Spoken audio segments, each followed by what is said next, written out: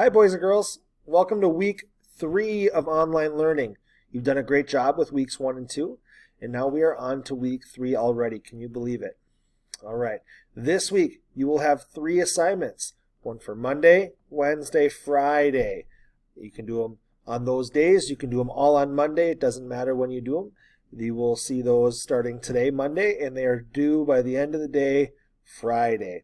There are some videos in there that should help you. There's going to be some multiplying with decimals. You might have to find area of a right triangle. There are some helpful videos that will help you get through those problems. Make sure you watch those before you start your assignment. As usual, you can have as many attempts as you need. It'll take your highest score, and you can review your questions before you submit. All right, you need to get at least a 3 out of 5 for it to accept it.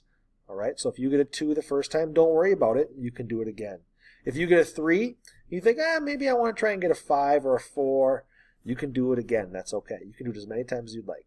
If you have any questions, my office hours are from 1 to 3. Feel free to shoot me a FaceTime or a message on Schoology, and I will help you the best I can. Thank you.